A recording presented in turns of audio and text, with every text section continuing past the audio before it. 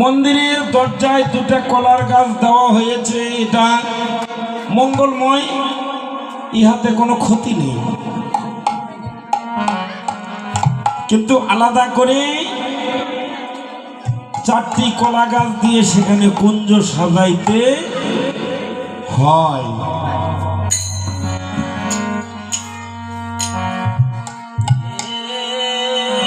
সেই কুঞ্জের কাজে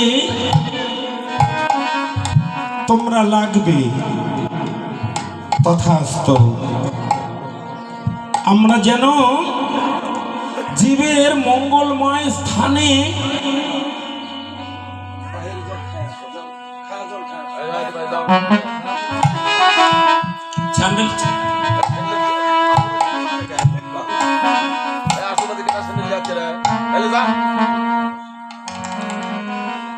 তাহলে পরবর্তীকালে আবারও কুমণ্ডলের জলের ছিটা দিয়ে 60,000 মনির সৃষ্টি হয়ে গেল।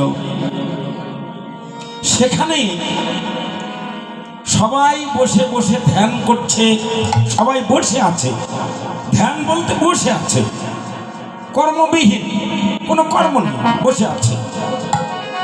একে অপরে বলা বলি হচ্ছে, আচ্ছা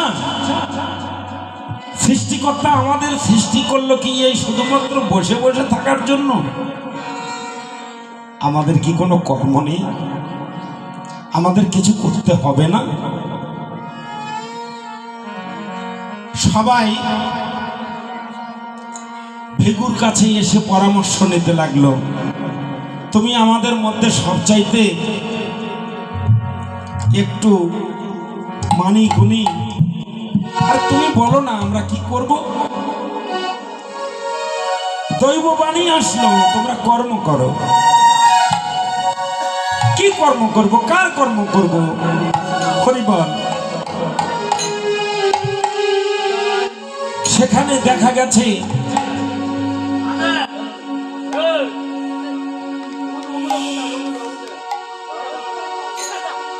পিতার কাছে প্রথমেই গেলেন,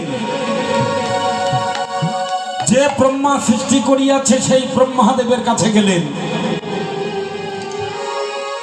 গিয়ে একটা দুটা প্রশ্ন করতে না করতে দেখলেন পিতা খুবই রাগ করে। তো মনে মনে চিন্তা করছে, পিতা তো আপনা আপনি গুরু, তাহলে দেখি অন্য কোথাও যাই, সেখানে কিছু ভজনের কিছু পাওয়া যায় কিনা। পিতাকে তো আর উপদেশ দেওয়া যায় যে আপনি রাগ করছেন কেন আমার সঙ্গে? ঠিক আছে, ওখান থেকে গেলেন ভোলা মহেশ্বরের কাছে। সেখানে দেখলেন দেবের দেব ভোলা মহেশ্বর সেই শ্মশানে ধুলা ছাই ভৎস মেখে একবারে অচৈতন্য হয়ে পড়ে আছে।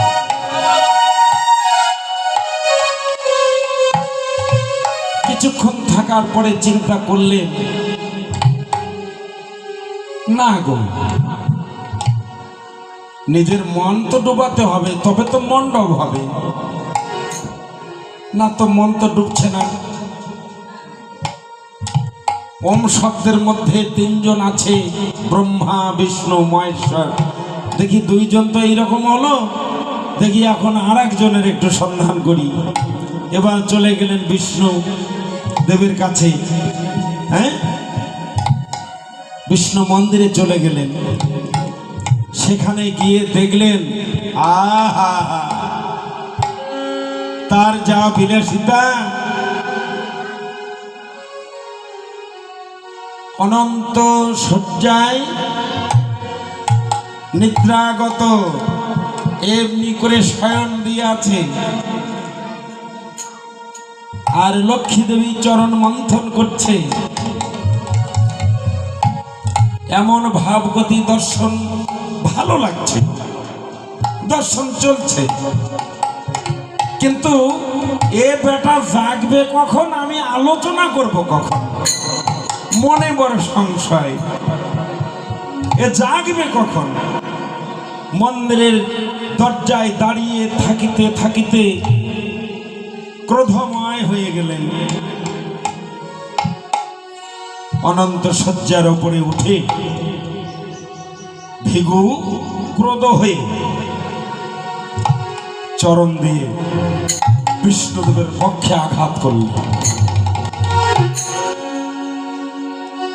আঘাত করিবা মাত্রই বিষ্ণুদেব উঠে বসলেন। ঘুম ভেঙে গেল। উঠে বসেই ভিগুমণির চরণটা ধরে বলছে, ভিগু, ভগবানের হৃদয় খুবই কঠিন, আর ভক্তের চরণ বড় কমল। আমার এই হৃদয় বক্ষ মাঝে আঘাত করে তোমার চরণে তুমি আঘাত প্রাপ্ত হওনি তো।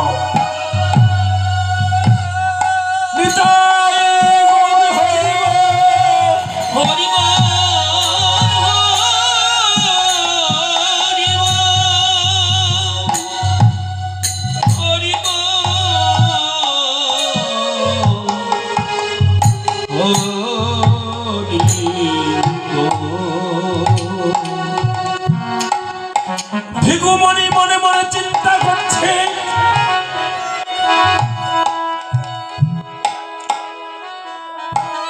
প্রথমে গেলাম ব্রহ্মাদেবের কাছে, তারপরে আসলাম দেবাদিদেব মহাদেবের কাছে।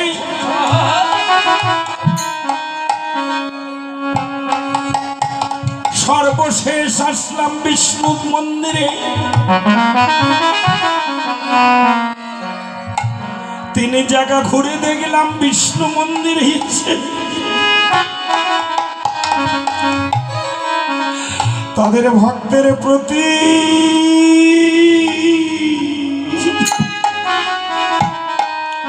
ভগবানের কত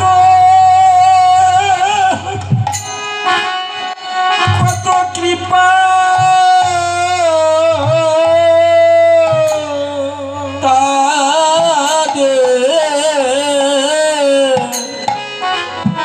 তাদের ভক্তের প্রতি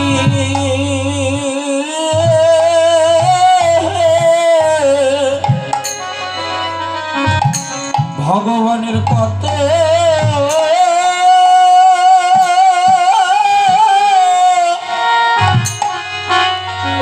কত কৃপা।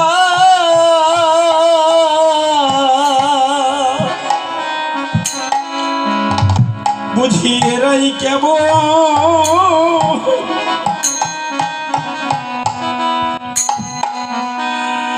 বোঝে দেবে জীবের দয়া,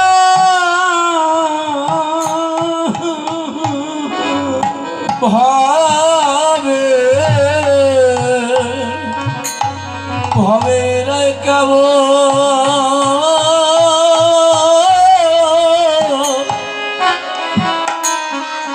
ব্রজের জীবে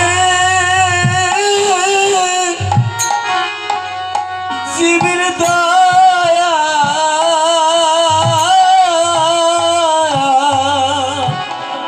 তোমরা এসো এসো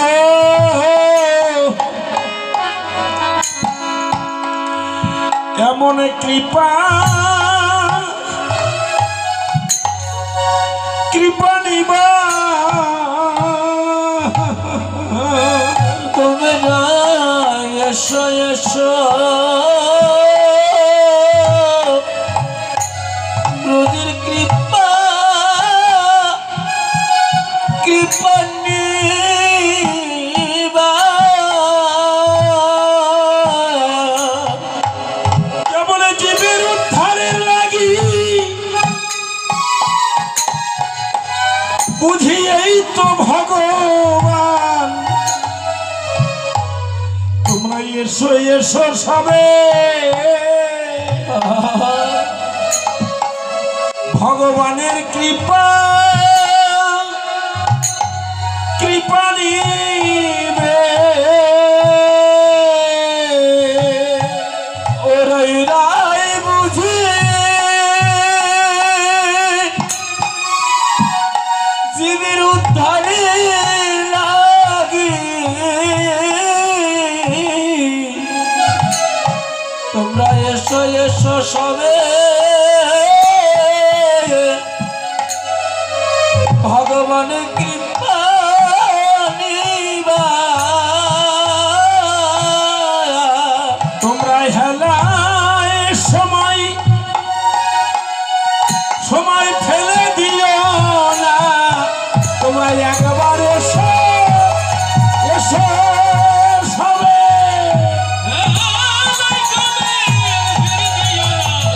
এসো এসো এসো সবে বুঝি ব্রজের কৃপা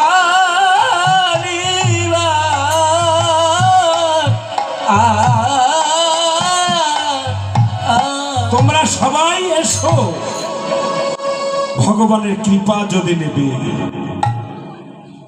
আমাদের চাইতে এরা বড় ধন্য এই যে ছোট ছোট ছাওয়ালগুলা এরা বড় ধন্য কোন মায়ের সন্তান তোমরা এত ছোট্ট বেলায় গলায় তুলসীর মালা উঠেছে নিশ্চয়ই সচেতন পরিবারের সন্তানেরা আমাদের সময় এরকম কীর্তনাদি হতো না অনেক বড় হয়ে তারপরে আমরা এসব কথা জানতে পারলাম বুঝতে পারলাম আর ভগবান এমন হরিবাসরের বিধান দিয়ে গেছে এখন জন্ম নিতেই সওয়াল হরিবাসর কীর্তন শোনে হরিবল তাহলে আমাদের চাইতে ওদের ভাগ্য কত ভালো তাই না তো এর মধ্যে আমাদের আরো একটু চেষ্টা করতে হবে আমাদের ছেলে মেয়েগুলান এরা যেন সদা সর্বদাই যেন ধর্মমুখী হয় শুধুমাত্র তো এই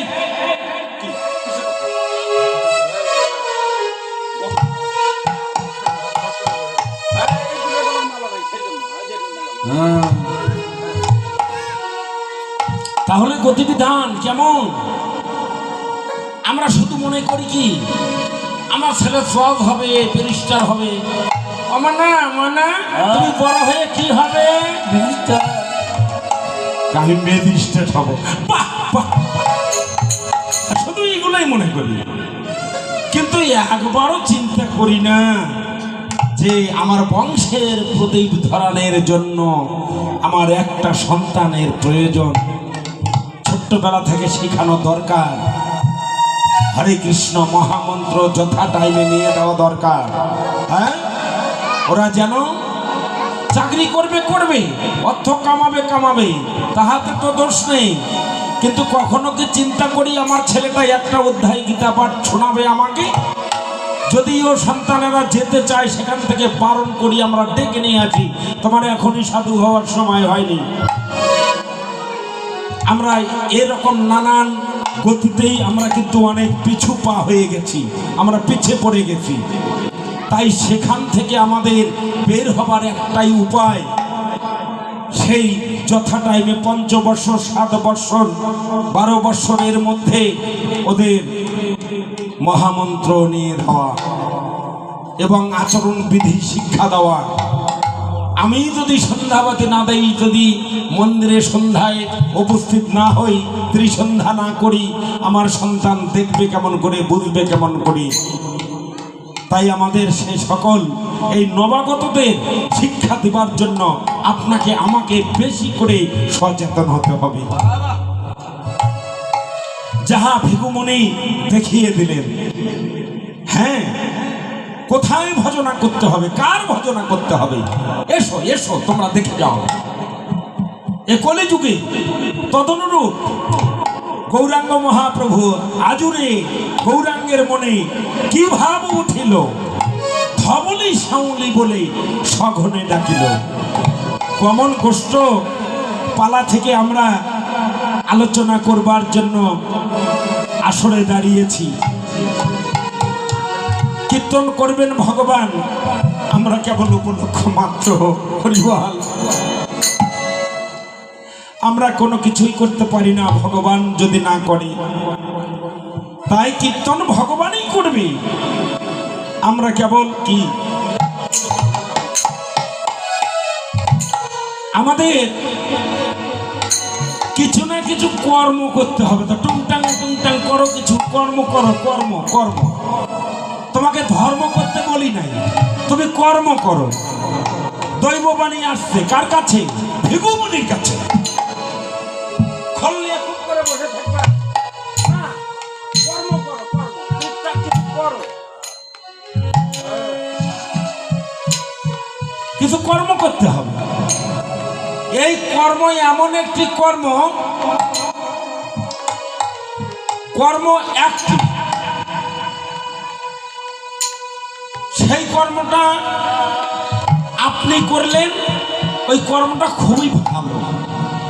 বাহ, মানুষে বলল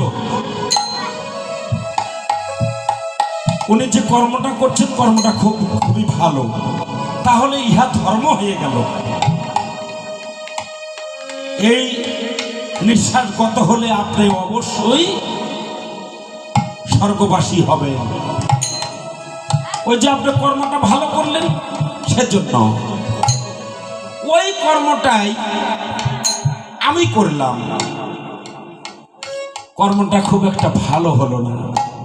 যেহেতু ভালো হলো না, সেহেতু নরকগামী হবে। কর্ম একটাই, এক প্রীতির দ্বিভাব চলন, কেউ স্বর্গে কেউ নরকে গমন। বিনয় করে বলছে লালন, অবশেষে তোমার মরণ হবে তেমাক পথে, ভালো জায়গায় কিছু হবে না। তো ভালো জায়গায় চলতে গেলে কিছু তোমাকে করতে হবে। সাধু সঙ্গ সর্বশাস্ত্রে কয়, লবমাত্র সাধু সঙ্গ করিলে নাকি কৃষ্ণ প্রাপ্তি হয়। আজুরে গৌরাঙ্গের মনে কি ভাব উঠিল, ধবলি সাউলি বলে সগনে ডাকিল।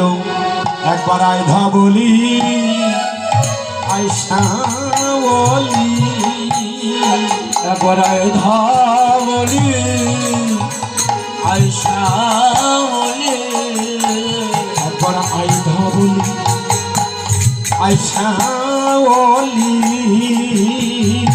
একবার আয় ধবলি, আয় শ্যামলি। আমরা গৌর ভগতের সঙ্গ করি। একবার আয় ধবলি, আয় সাউলি, আমরা গৌর ভক্তের সঙ্গ করি। আয় ধবলি, আয় সাউলি, আমরা গৌর ভক্তের সঙ্গ করি। একবার আয় ধবলি, আয় সাউলি, আমরা গৌর ভক্তের সঙ্গ করি। আয় ধবলি, আয় শ্যামলি। এই যে এসো, আমরা গৌর ভক্তের সঙ্গ করি। একবার আয় ধবলি, আয় সাউলি। এ তো পূর্ব লীলার কথা, দাপর লীলার কথা। ভগবানের সঙ্গে ধবলি আর সাউলি ছিল কৃষ্ণের সঙ্গে, কিন্তু আমার গৌরাঙ্গ মহাপ্রভুর সঙ্গে তো কোনো গরু ছাগল দেখি না, গরু বাছুর দেখি না। হ্যাঁ, গরু দেখা যায়? দেখা যায় না। আপনারা তো অনেক কিছু পোষেন, ছাগল পোষেন, ভেড়া পোষেন, মুরগ পালেন। হ্যাঁ, এর মধ্যে কোনটা পালা যাবে আর কোনটা পালা যাবে না? হ্যাঁ, টাকা ইনকামের জন্য তো আমরা একের মাথা বান্ধে লাগছি বাবা। আমার এই সংসারটা না বৃন্দাবন বানাবো, তো ঘরের মধ্যে কুক্রৌশ করে মুরুখ ডাকে। তো বৃন্দাবনে কি মুরুখ পাওয়া যায়? হ্যাঁ, নবদ্বীপে কি আছে এগুলা? নাই। তাহলে হরিবাসর করি, কীর্তন শুনি, সাধু আর সাধুগুরু বৈষ্ণবের কথা তো কানের লাগে না। সাধুরা বলছে একভাবে, এরা শোনে তার আর একভাবে। হ্যাঁ, সাধুগুলাই হয়ে গেছে এখন সমস্যা। এই সাধু কটা মরে না, এই কটা মরলে পরে পাড়াটা ভালো থাকতো। এমন করে বলে কেন? মানুষ মারা যাবে, মারা গেলে পরে শ্রাদ্ধ হবে, তারপরে মাছ ভাত, মাংস ভাত হলে আরো ভালো। হ্যাঁ হ্যাঁ, এখন এই যে নয়া নয়া সাধু হয়েছে, মহাপ্রভুর ভোগ না দিলে বলে আর হয় না। মহাপ্রভুর ভোগ দেওয়া মানে আমার খাওয়া বন্ধ। হ্যাঁ, মানে বড় বড় ওগুলো আর খাওয়া যাবে না, সাধুগুলাই নষ্ট করছে। এখানে শাস্ত্রে বলছে তোমার এতই খাবার অভ্যাস, তোমাকে তো মানা করি নাই। যেদিন তোমার বাবা মারা গেল, যেদিন তোমার মা মারা গেল, সেদিন তো রান্না ভাত ফেলে দিলা। হ্যাঁ, 1100 টাকা কেজি গো। আমার নিজ গ্রামের কথা।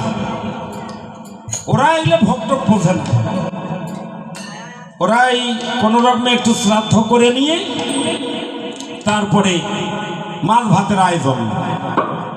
যেখানে যাই 2-3টে করে এগুলা পার্টি দেখা যায়, সমস্যা বড়। হ্যাঁ, তো 1100 টাকা দিয়ে 1 কেজি খাসির মাংস নিয়ে এসে রাত্রেবেলা রান্না করছে, রাত্রে খাবে এবং সকালে খাবে, তাহলে হয়ে যাবে। কিন্তু মরার বুড়ে আর মরার সময় পায় নাই। হ্যাঁ, ভাত রান্না হয়ে গেছে, বুড়েও মরে গেছে। এখন বুদ্ধি 1100 টাকা কেজি। হ্যাঁ, কিলো, 1 কিলো মাংস এখন। আর মানে কি বুড়া মরার কান্না, আর ওই রান্না ভাত নষ্ট হওয়ার বড় কান্না, তাই না? এখন চুপে চাপে ওগুলো ফেলে টেলে না দিয়ে তারপরে এখন বুড়ার পাশে এসে, বুড়া মরছে ভালিয়েছে, ওরা কি বেশি কান্নাকাটি করা লাগবে, তাই না? যাহোক একটু গুনগুন গুনগুন অল্প একটু কান্নাকাটি হলো। তারপরে এখন বলছে যে তাহলে এখন কি হবে? তৎক্ষণাৎ লুঙ্গি টুঙ্গি গুলো খুলে না ফেলে দিয়ে এখন ওই যে কান মন্ত্র দিচ্ছে, এই বাম মরছে, এখনো লুঙ্গি খান পরে আছে, পারতে পারতে। হ্যাঁ, একটা মার্কিন পর, তো যাই হোক একটা মার্কিন টার্কিন পরে কোনোদিন তো এগুলো পরে নাই, সারা জীবন খালি সাধুগুলো গালেই আসলো, এগুলো পরে নাই তো। কিন্তু এখন বুদ্ধি কি, পুরে যে মরছে, এখন উপায় কি? তাই মার্কিন একটা পরে একটা গায়ে দিয়ে বাবার চরণের পাশে চুপ করে বসে এদিকে ওইদিকে নিমন্ত্রণা দিয়ে দিচ্ছে। হ্যাঁ, সবাই আসলো, শ্মশান বন্ধুরা শ্মশানে নিয়ে চলে গেল। সেখানে যায়া শ্মশান কার্য হলো। হওয়ার পরে ওখানে একটা পিণ্ড দিয়ে দিল, শ্মশান পিণ্ড বলে, সেখানে একটা পিণ্ড দিয়ে দিলেন। দেওয়ার পরে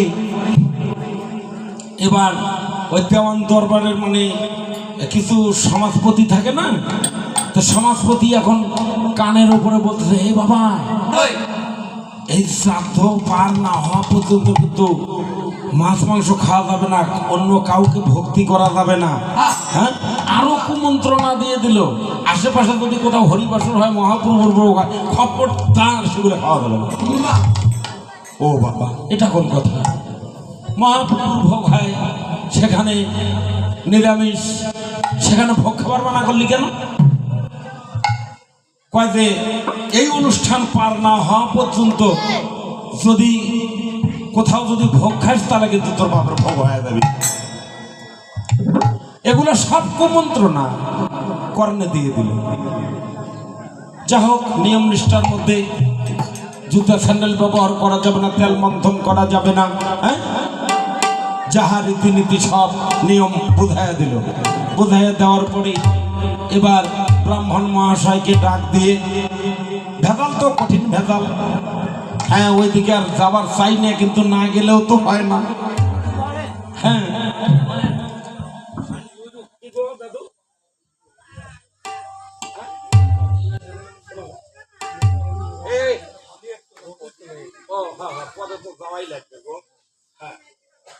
সাধুগুলো একটু দেখতে পারে না, যার কারণে আমার পানি সাধু কথা ওগুলো কইস না, তো আর কীর্তনত কেউ নিবে না, তাই না? এখন কি করি, শাস্ত্রের কথা না বলেও তো হয় না, না বললে মানুষ শিখবে কেমন করে?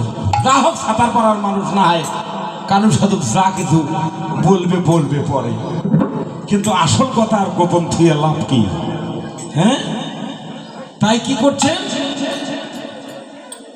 শাস্ত্রের সিদ্ধান্ত, 11 দিন, 5টি কর্মেন্দ্রিয়, 5টি জ্ঞানেন্দ্রিয়, এই হলো 10টি। আর এই 10 ইন্দ্রিয়ের হচ্ছে প্রধান একজন ব্যক্তি, নেতা, মন ইন্দ্রিয়, এই 10টা কিন্তু পরিচালনা করে। যখন যেখানে অর্ডার করবে সে সেখানে চলে যাবে, সেই কর্ম করবে। তো শাস্ত্রে 11 দিনের বিধানটা সুন্দর করে দিয়ে দিলেন। নাম্বার 1, এবার কিছু হাবা বাবা আছে না, নাম্বার 2,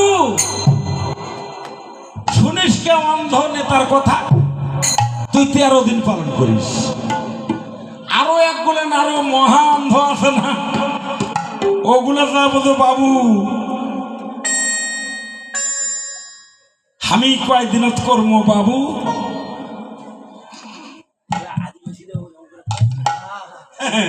ও বাবু আমি কয়দিনত করিম, আমার বাপ মরিলে এই দ্বারা পুষ্টি গণনা করে আগে দেখি, দেখে বলছে তুই 16 দিনত করিস, যা। আর একজন কথা বলার তো শক্তি নেই, সাহসী নাই, বলছে ঠাকুর মশাই আমার বাপ মরলে এখন আমি সেটা অনেক তো ঝামেলা রে, যদি নানান জন মরে আমি একা আর কয় জায়গা যাবো, তুই 1 মাস করিস, তো আমার সুবিধে, তোর কি হবে জানি না, হ্যাঁ হ্যাঁ হ্যাঁ, কিন্তু আমার জন্য আমার সুবিধার্থে যা, হ্যাঁ হ্যাঁ, আমার যদি কেউ মরে আমি 11 দিন পার করে তাড়াতাড়ি শুদ্ধ হব, তারপরে তোরটা 13 ফেলালাম, আর একজনেরটা 16 ফেলালাম, আর একজনেরটা 1 মাস ফেলালাম, তাহলে সবাই একটু মিউচুয়াল হয়ে চললে আমাদের ভালো হবে না? আচ্ছা আচ্ছা বাবা, সেটাই হবে, তো সেটাই এখন চলছে। এখন তুই একটা সাধু হয়ে দিল, বাপরে, এই তো আচ্ছা খারাপ মানুষ, কেননা আসলে 1 নাম্বারটা নিয়ে চুপ করে বসে আছে, 2 নাম্বার 3 নাম্বার 4 নাম্বার এগুলো ভাগ করে দিচ্ছে, খবরদার ওগুলো বাদ দাও, সবাইকে 1 নাম্বারে আসতে হবে। আমার 1 গৌর, 1 নাম, 1 কীর্তন, 1 ভজন, 1 সাধন, হারি বুঝি ডোম চালানো।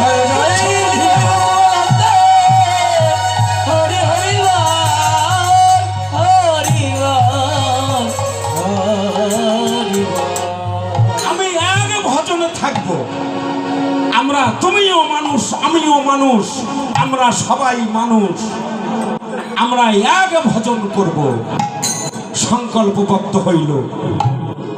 তাহলে সেই গতি অনুযায়ী দেখলেন ওই 11 দিনই কেবল মেইন ডেট পড়ে গেল, সেই 11 দিনই 10 দিনে খেউরি কার্য, 11 দিনে যদি গৃহস্থ হয় বৈষ্ণব বিধিতে শ্রাদ্ধ, খবরদার মুরগের ঠ্যাং খাওয়া ব্রাহ্মণ চলবে না।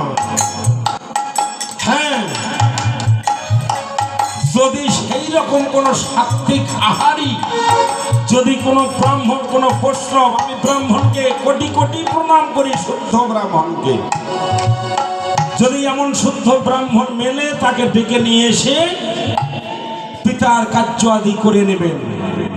বৈষ্ণব বিধিতে শ্রাদ্ধ হবে, মধ্যাহ্নে মহাপ্রভুর ভোগ হবে। ওই আতপ চাল, তিল, কাঁচা দুধ, কলা এগুলা মেখে ওই কুশখারের ওপর না দিয়ে ভোগের একটা মহাপ্রভুর যে ভোগের সরাটা, সেই সরাটা নিয়ে গিয়ে ওই নেতার উদ্দেশ্যে দিয়ে ভক্তি করে চলে আসবেন। ওই প্রসাদ পেয়ে কনফার্ম ডেট 11 দিনই আপনার বাড়ি ত্যাগ করে স্বর্গধামে পৌঁছে যাবেন। ব্রজধামে রাধা গোবিন্দের যুগলের চরণে অর্পণ হয়ে যাবে। আপনার পিতৃকর্ম শুদ্ধ হলো। প্রেমানন্দে একবার হরি হরি বলো। আজরে গৌরাঙ্গের মনে কি ভাব উঠিল, ধবলি সাউলি বলে সঘনে ডাকিল। ওই ধবলি সাউলি এবারে দাপর লীলায় ছিল ধবলি সাউলি। কলিতে হয়েছে কামনা বাসনা, কামনা বাসনা রূপী ধবলি শ্যামলিকে ডেকে ডেকে বলছে, একবার আই ধবলি, আই শ্যামলি, একবার আই ধবলি, আই শ্যামলি, একবার আই ধবলি, একবার আই শ্যামলি।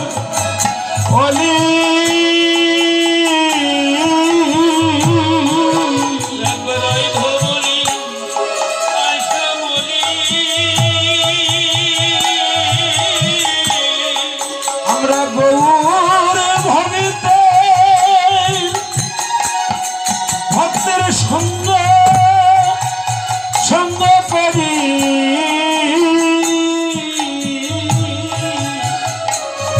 একবার আই ধবল আইসা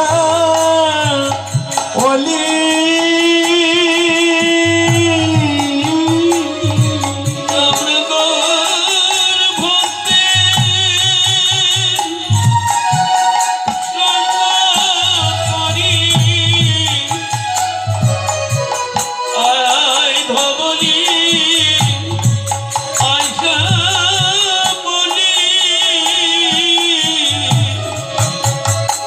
একবারে হেমদণ্ডে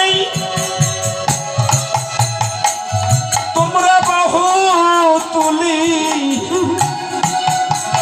একবার আই ধবলি, আই শ্যামলি, একবার হেমদণ্ডে তুই বাহু তুলি, একবার আই ধবলি,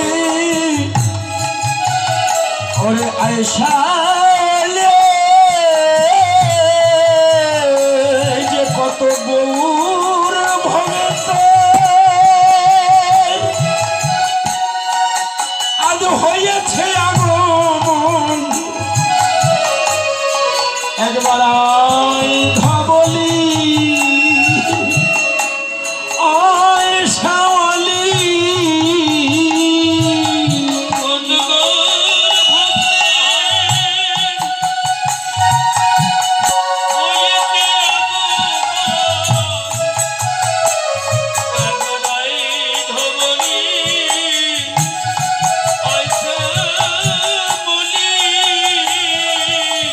কত গৌর ভক্ত হয়েছে একবার আই ধবলি, ওরে আই শ্যামলি। এই যে কত গৌর ভগতে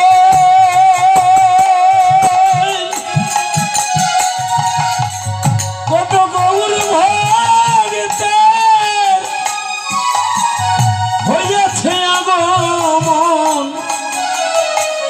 একেবারে চরণে ধুলি নিবে যদি চরণে ধুলি নিবে যদি একবার এই ধবলে ওর আয়সালি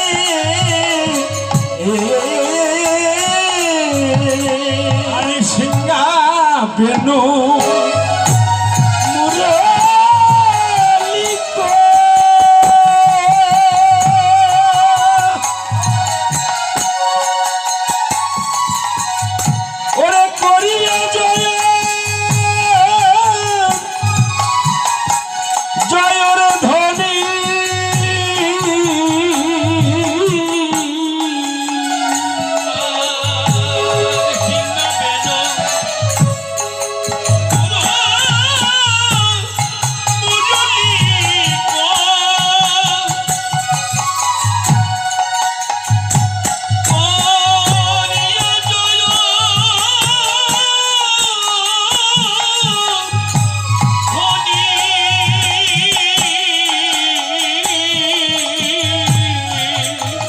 হই হইব লিয়া গোরা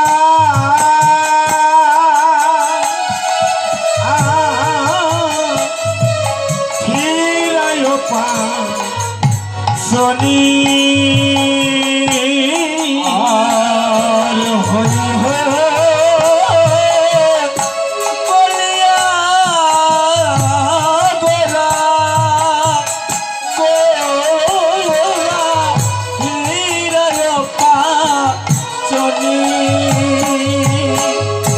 এই যে হই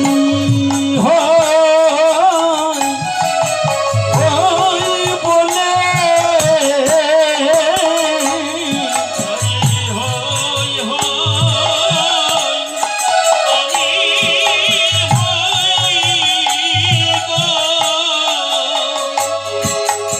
এই যে হাগর প্রাণ গৌর বলি গৌর গৌর তোমার হই হই বলি এই যে হাগর প্রাণ হাগর প্রাণ গৌর বলি অন্য ভজন করিব না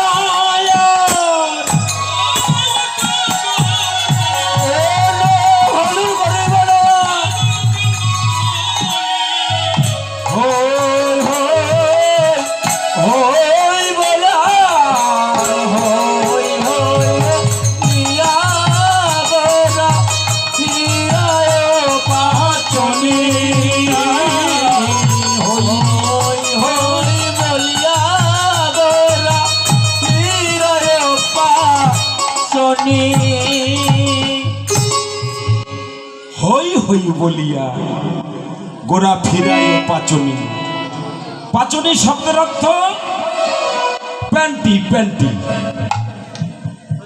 কই আমার গৌরাঙ্গের হাতে তো প্যান্টি দেখি না